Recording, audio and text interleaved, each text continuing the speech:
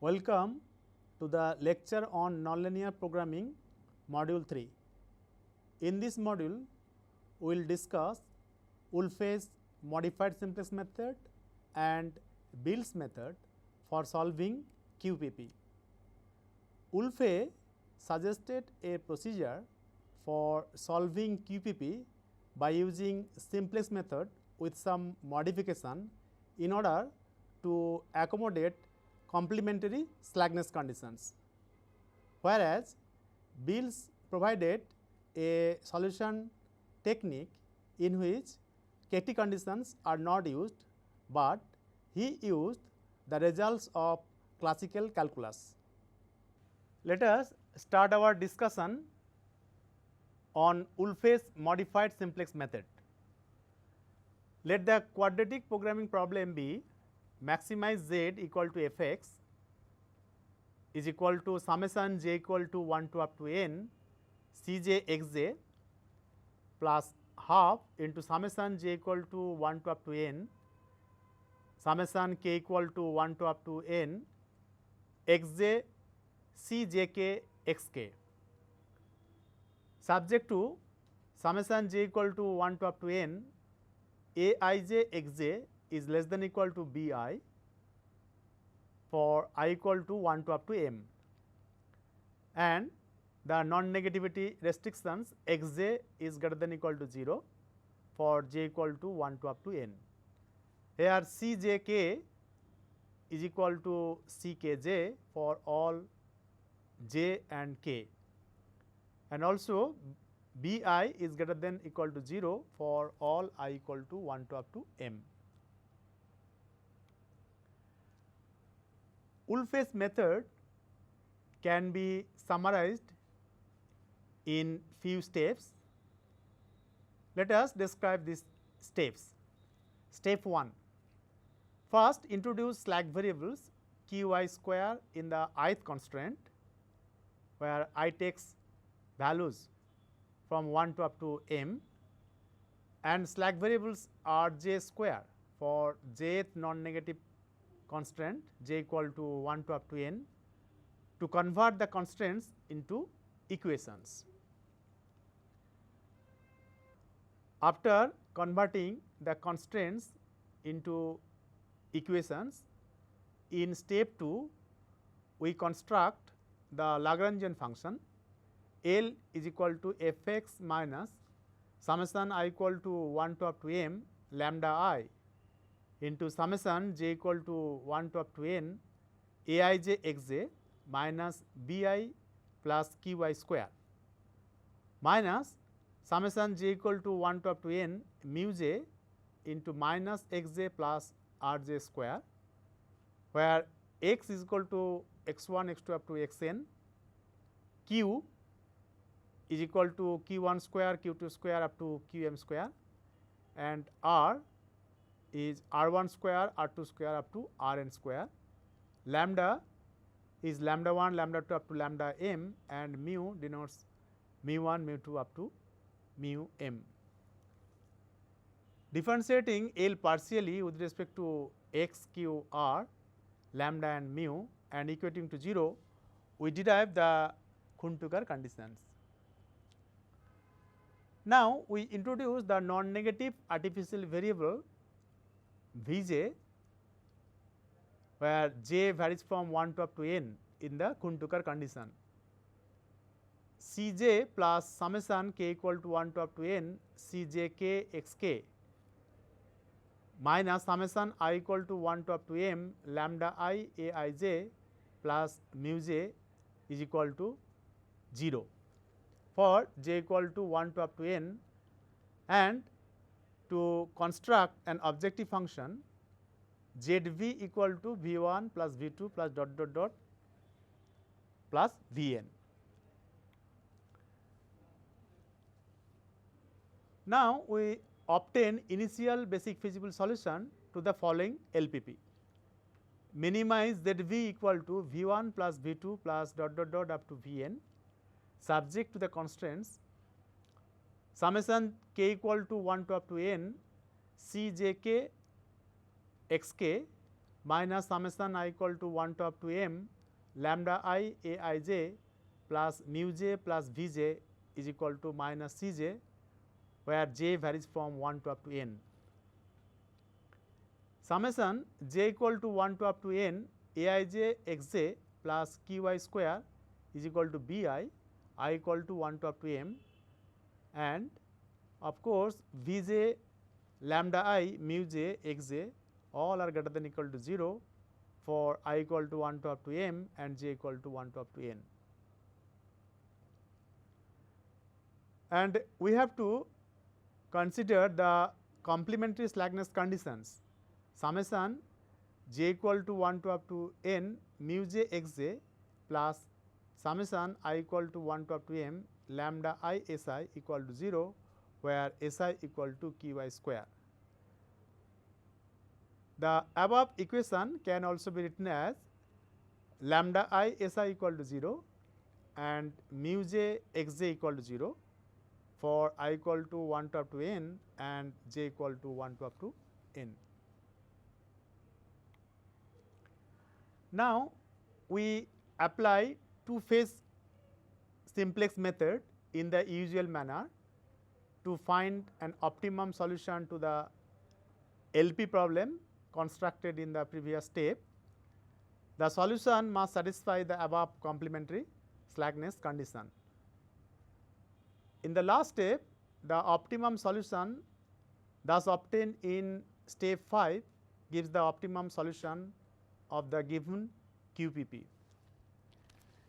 Here, two-phase method is an alternative method to solve an LPP in which some artificial variables are involved. In the first phase, simplex method is applied to a specially constructed LPP leading to a final complex table that contains a basic feasible solution of the original problem. The second phase then leads to this basic feasible solution to an optimum basic feasible solution, if any, by simplex method. We note that if the QPP is given in minimization form, then we have to convert it into a maximization form with less than equal to type constraint in order to apply Wolf's modified simplex method. Further, we have to modify the simplex algorithm in order to include the complementary slackness conditions. The solution is obtained by using phase 1 of simplex method. As our aim is to obtain a feasible solution, we need not to consider phase 2.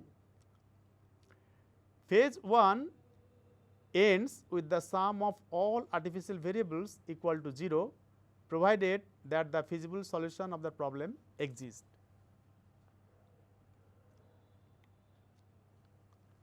We now take an example and apply Wolf's method to solve a quadratic programming problem. Suppose that we have to maximize 4x1 plus 6x2 minus 2x1 square minus 2x1 x2 minus 2x2 square, subject to x1 plus 2x2 is less than equal to 2 and x1 x2 greater than equal to 0.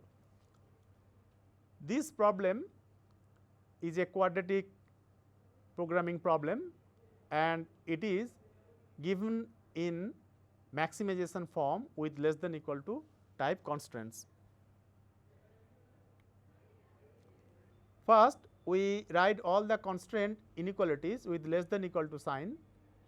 x1 plus 2x2 is less than equal to 2, minus x1 is less than equal to 0 and minus x2 is less than equal to 0.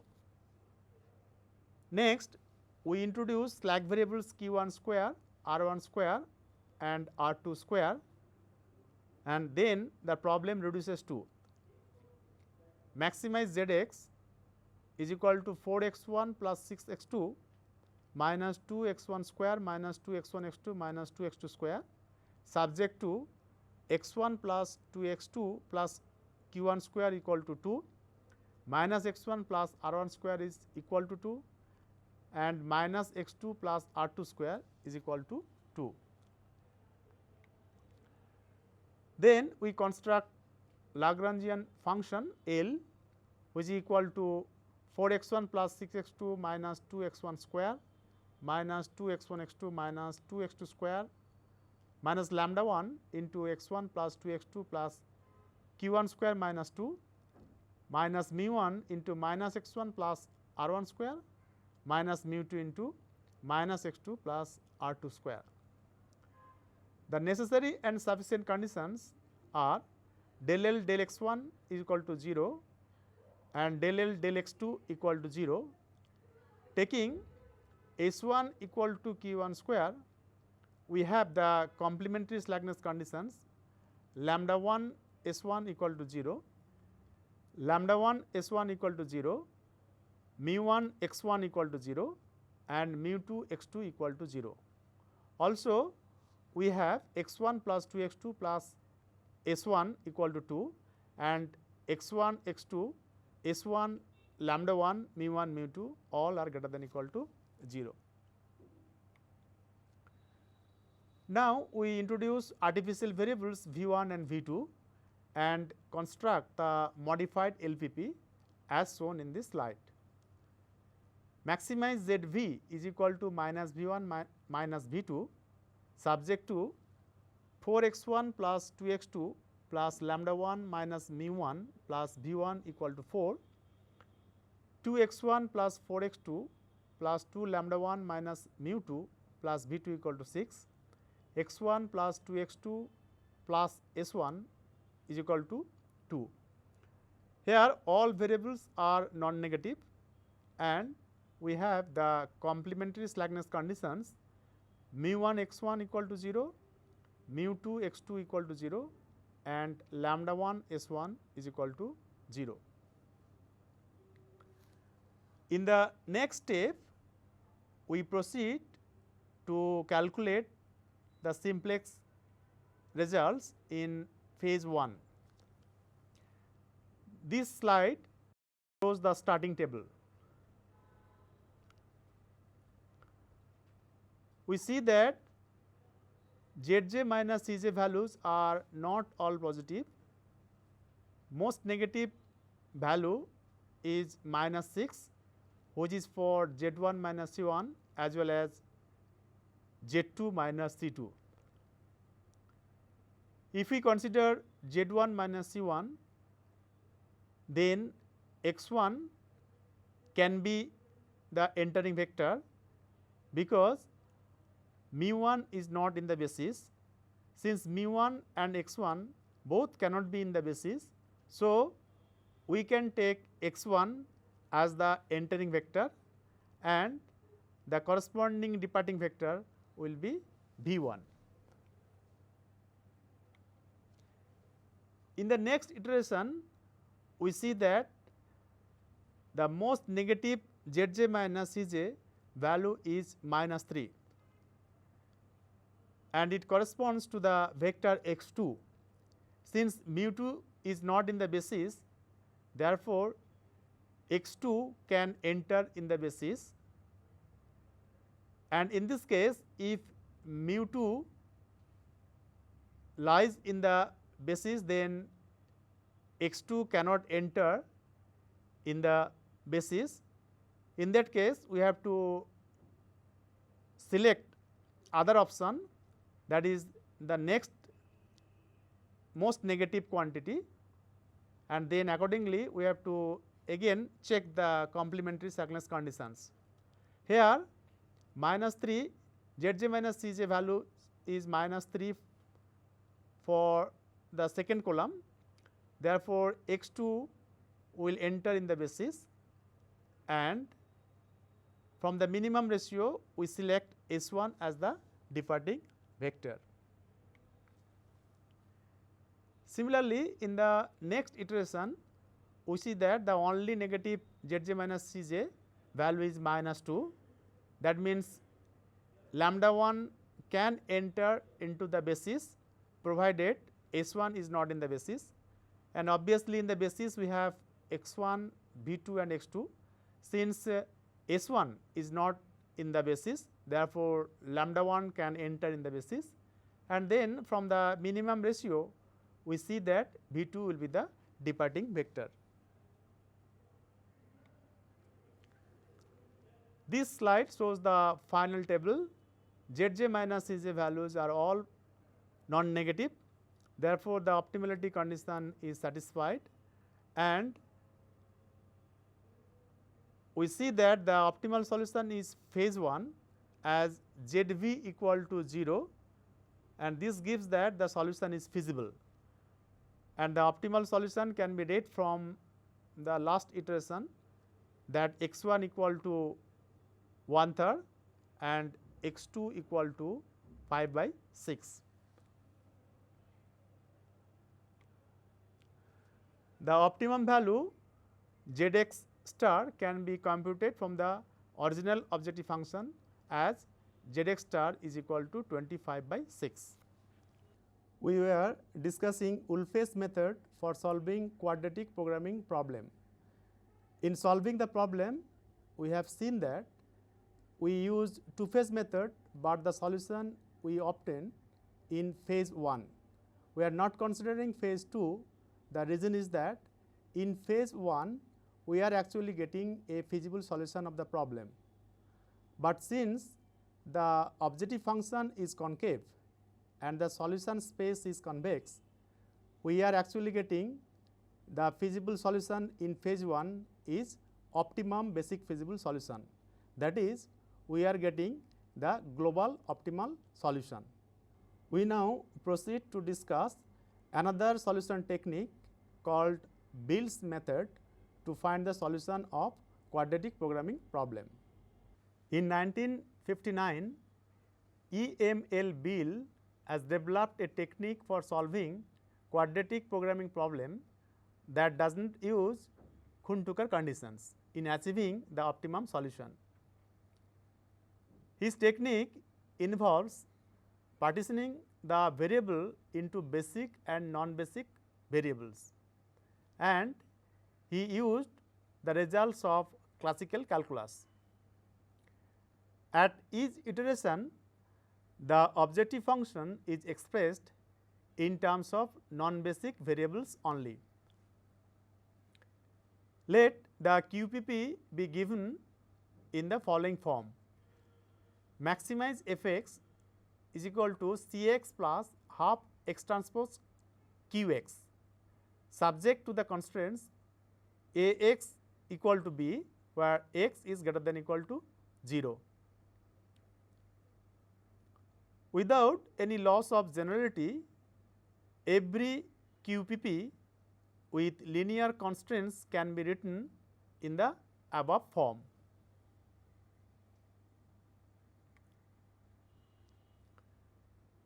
Iterative procedure for solving QPP by Beal's method. Step 1. Express the given QPP with linear constraints in the above form by introducing slack and or surplus variables. Step 2. Select arbitrarily m variables as basic and the remaining n minus m variables as non-basic. With this partitioning, the constraints equation Ax equal to b can be written as shown in this slide.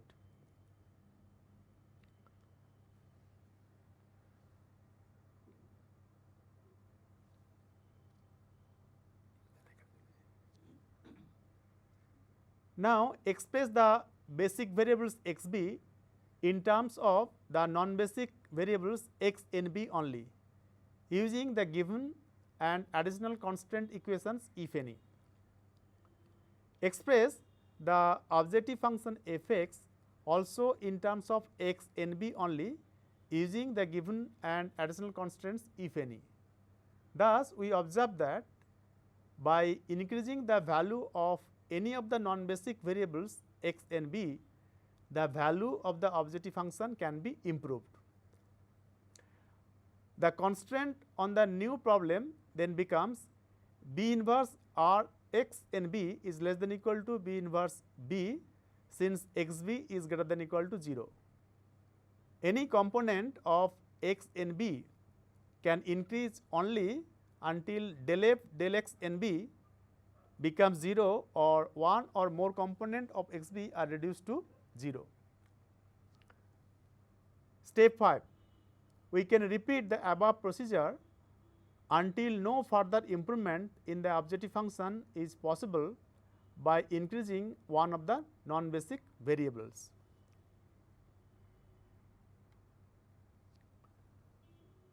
Now, let us consider the following example and try to solve the problem by Bill's method. Maximize z equal to 10 x 1 plus 25 x 2 minus 10 x 1 square minus x 2 square minus 4 x 1 x 2, subject to x 1 plus 2 x 2 plus x 3 is equal to 10, x 1 plus x 2 plus x 4 is equal to 9, and x 1, x 2, x 3, x 4 all are non-negative.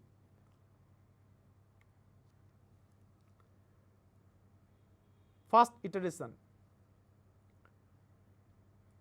First, we select x 1 and x 2 arbitrarily as basic variables. Since there are 4 variables x 1, x 2, x 3 and x 4, we arbitrarily choose x 1 and x 2 as basic variables. So, the remaining variables x 3 and x 4 will be non-basic. Now, we express the basic variable in terms of non-basic variable.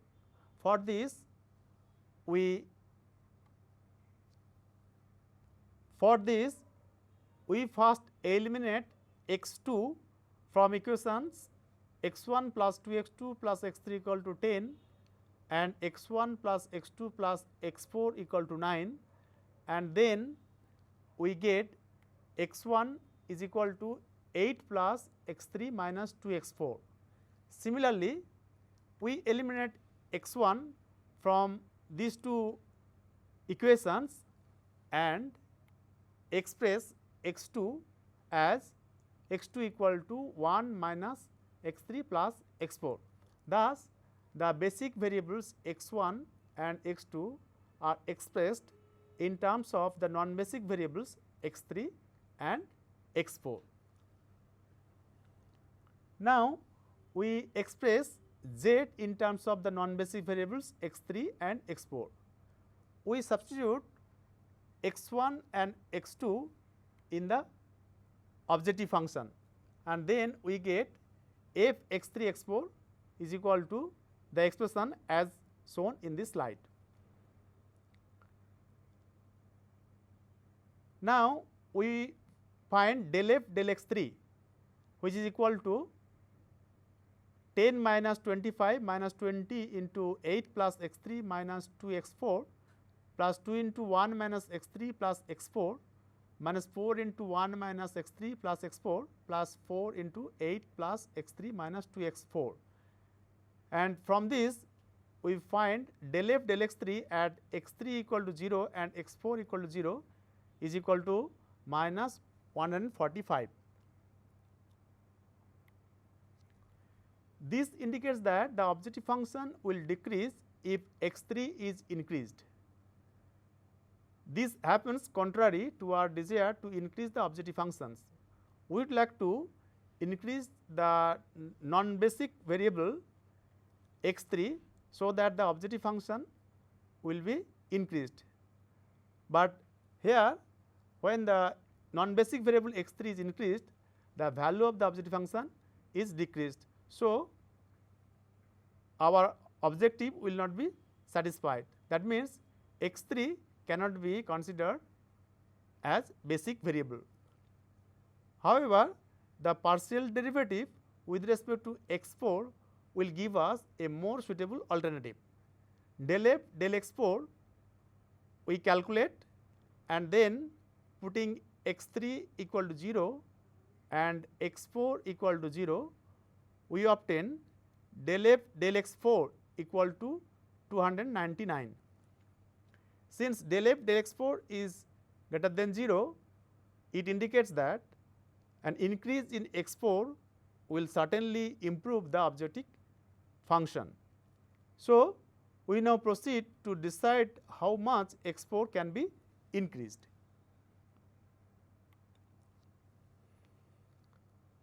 We see that if x4 is increased to a value greater than 4, then x1 will become negative.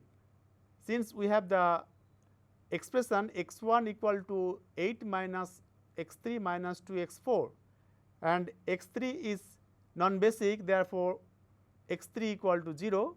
If we put x3 equal to 0, then we see that x1 will be negative if we take the value of x4 more than 4. The partial derivative becomes 0 at x4 equal to 299 divided by 66. And since the minimum of 4 and 219 by 66 is equal to 4, therefore, we find that x4 should be equal to 4. Now, we have new basic variables which is x4 and x2. In the second iteration, we start with solving x2 and x4 in terms of x1 and x3 as we have done in iteration 1. So, we get x2 equal to 5 minus half into x1 plus x3 and x4 equal to 4 plus half into x3 minus x1. Now, in the basis we have x2 and x4 and x1 and x3 are non-basic variables. Now, we express z in terms of x1 and x3 and we get an expression as shown in this slide.